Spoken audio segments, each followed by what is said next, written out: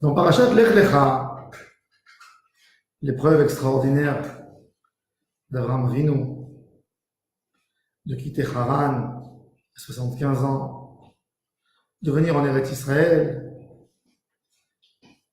Quand il vient en Eretz Israël, il trouve la famine, il a besoin d'émigrer en Égypte avec sa femme. Quand il arrive en Égypte, Pharaon lui prend sa femme. Avec beaucoup de prières et beaucoup d'efforts, il revient en Israël. Quand il revient en Israël, il a l'épreuve de son neveu Lot qui veut se séparer de lui. Quand Lot se sépare d'Avraham Avinu, il décide d'aller habiter à Sodome et Gomorrhe. Ensuite, Avraham Avinu entend que son neveu Lot a été capturé par les rois. Il va faire la guerre avec eux. Il fait la guerre, il gagne, il arrive jusqu'à Damas. Après la guerre, Avraham Avinu veut faire un lien avec Dieu. Avraham Avinu n'a pas d'enfant. Et Dieu se dévoile à Abraham quand il amène des sacrifices. Et il lui dit, cette terre où tu es maintenant, je la donnerai à tes enfants. Avraham Avinu regarde le ciel et dit, Dieu, j'ai pas d'enfant. Je suis un vieil homme, 80 ans, 85 ans peut-être. J'ai pas d'enfant. La seule personne à qui je donnerai tout, c'est l'homme le plus proche à moi, c'est Eliezer, mais j'ai pas d'enfant. Et Dieu lui dit, si, tu auras des enfants. Et Dieu lui dit une phrase très dure.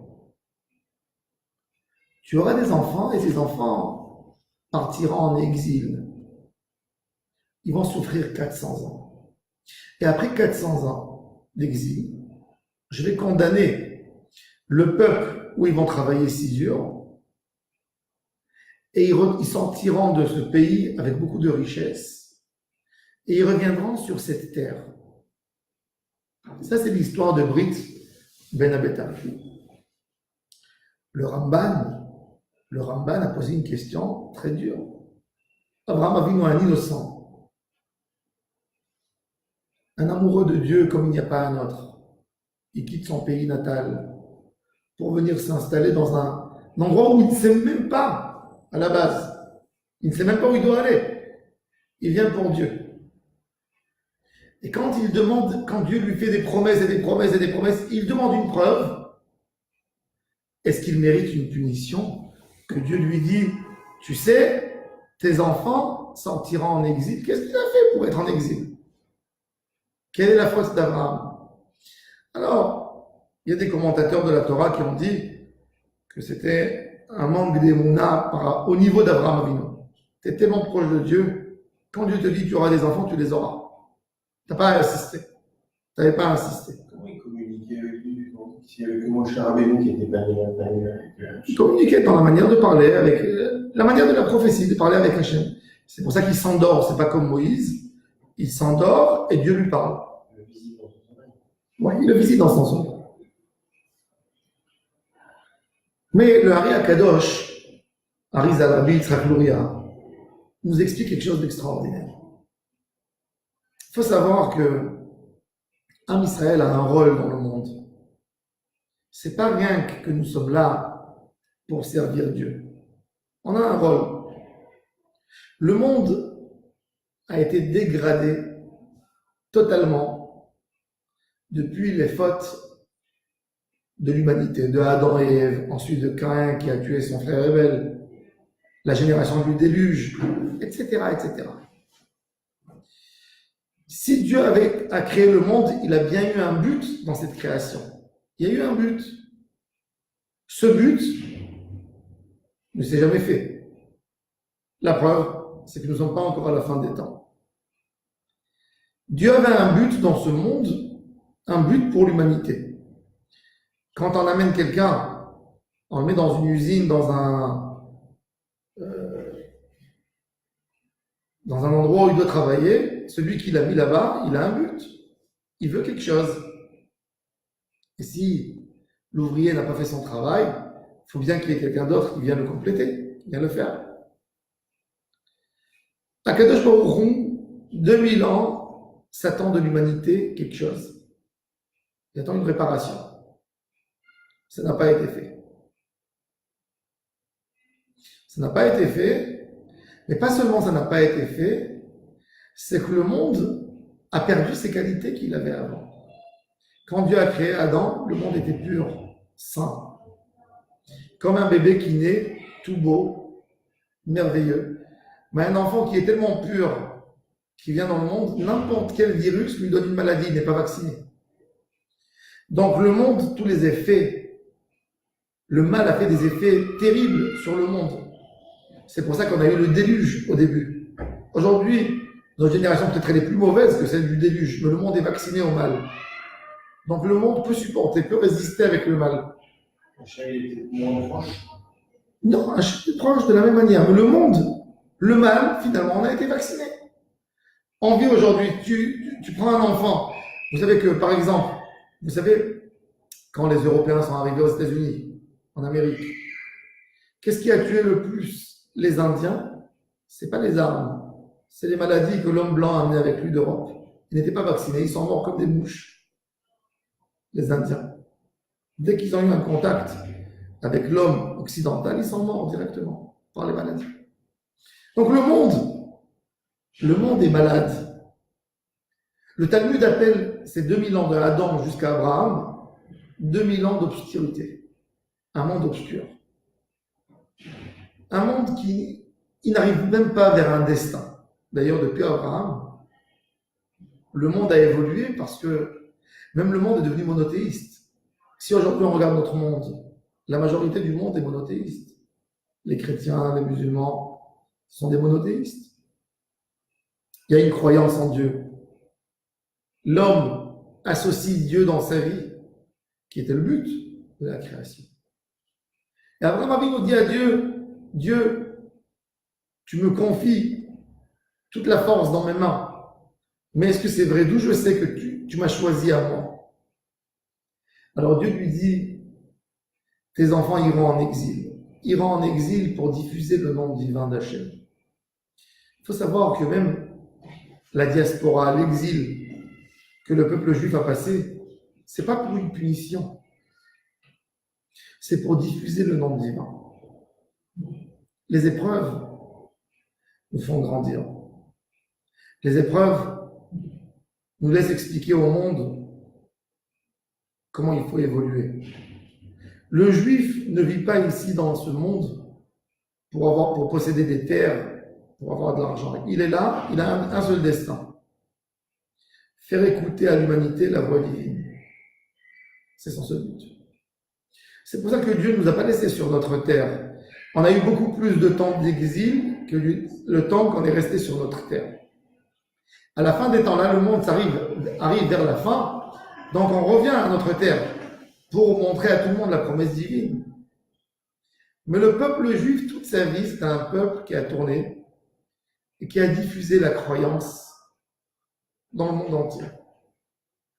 Mohamed, Jésus ont été inspirés des Juifs, ont été inspirés de la Bible, comme il est mentionné dans le Coran, dans le Nouveau Testament, énormément de fois.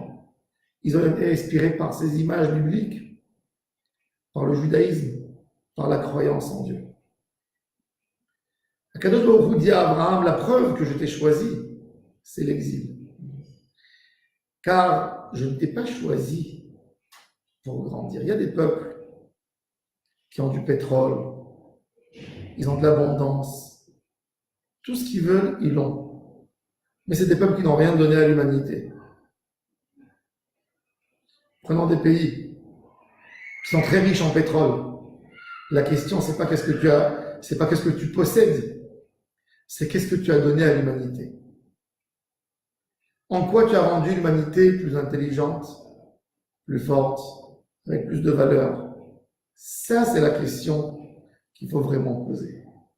Et là, à propos de ce point de vue, que ceux qui ne nous aiment pas peuvent être contents ou pas contents, mais nous sommes à la tête. Nous sommes à la tête des découvertes, à la tête de l'enseignement, qu'on était là toujours pour enseigner au monde les valeurs Rien que regardez les plus grands, ceux qui ont créé les plus grands mouvements socialistes dans ces derniers siècles sont des juifs. Karl Marx, oui. Les penseurs, Freud, qui ont changé le monde, Einstein et d'autres. C'est des gens qui ont donné des valeurs et de la sagesse dans le monde.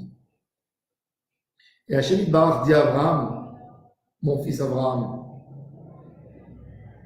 tu n'es pas là rien que pour grandir et t'attacher à une terre. La Torah, on ne s'attache pas à la terre. On s'attache aux valeurs. Le secret de la résistance du peuple juif, c'est qu'il ne s'est pas battu à mort pour sa terre. Tous les peuples, toutes leurs idées, est toujours de garder leur terre, de mourir pour une terre. Am Israël a su sortir en exil et abandonner à un moment sa terre pour résister. Tous les peuples, pourquoi il n'y a plus aujourd'hui de Romains? Pourquoi il n'y a plus de vrais Grecs? Pourquoi il n'y a plus les Gaulois? Pourquoi il n'y a plus les... Pourquoi? Parce que quand il y a eu les peuples nomades qui passaient d'un endroit à l'autre, ben, ils se battaient à mort. Celui qui gagnait, il prenait la terre. Donc les peuples ont perdu leur identité. Les pays ont perdu l'identité des gens qui habitaient là-dessus. C'était d'autres peuples qui ont envahi. Les Mongoliens sont venus avec Gengis Khan, ils ont pris toute l'Asie. Pourquoi? Parce que les autres peuples ont décidé de résister. L'Empire perse, elle est où? L'Empire romain, elle est où?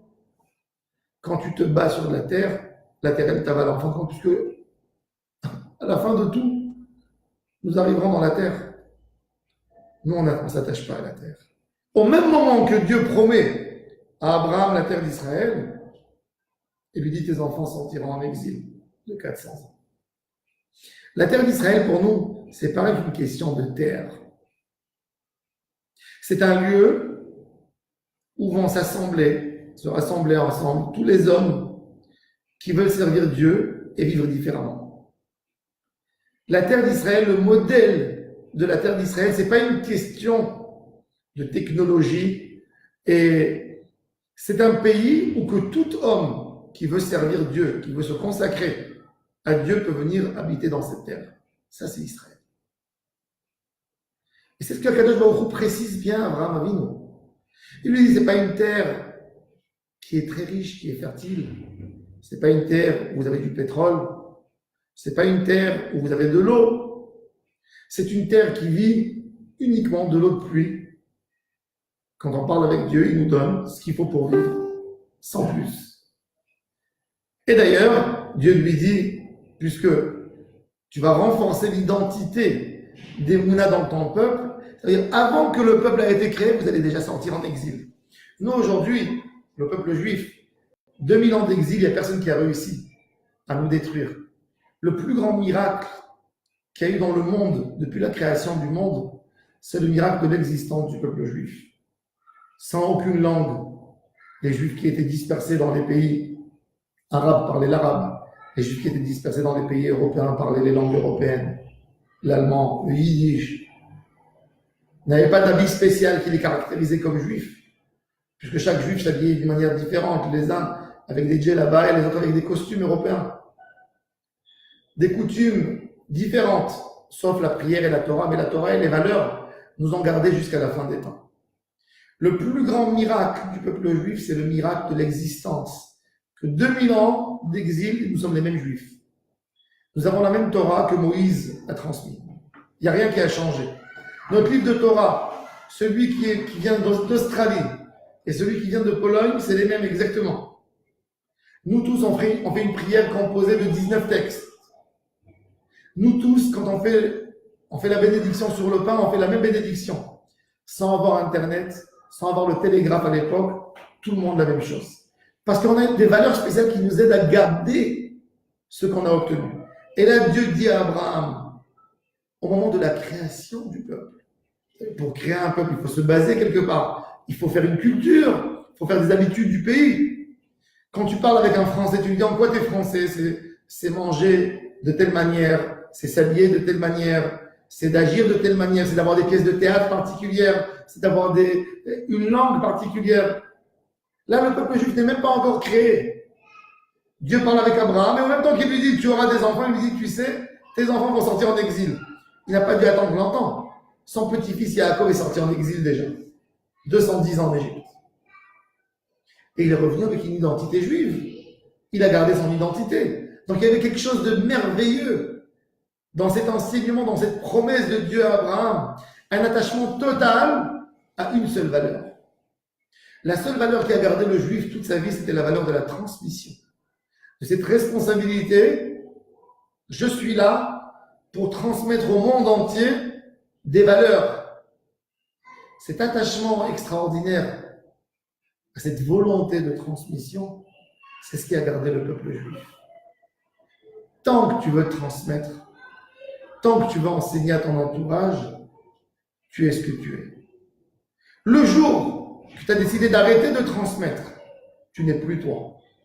Tu te perdras très rapidement dans la vague du monde, dans la vague de ce que le monde fait. Le monde tourne très vite. Tout est condamné à l'oubli, sauf les valeurs. Alors que Bezrat Hashem, on apprenne de ça. Vivre, on ne vit pas que pour nous. On vit pour transmettre quelque chose. On est là pour rendre le monde meilleur. Dieu a cherché des gens qui veulent garder le monde. La majorité des gens, ça ne les intéresse pas. Ils veulent vivre. Ils ne veulent pas garder le monde. Nous, Dieu nous a destinés pour garder le monde. C'est vrai, on profitera un peu moins de la vie. Mais nous avons une mission. Dieu nous a donné cette mission. Et nous, on sait pourquoi on a été créé. Du moment qu'on a compris pourquoi on a été créé, tout est facile. C'est notre mission. Alors on va être les associés d'Abraham Avinu et on va continuer à garder le monde merveilleux pour nos enfants et les générations qui vont venir. Bonne journée à tous et à toutes.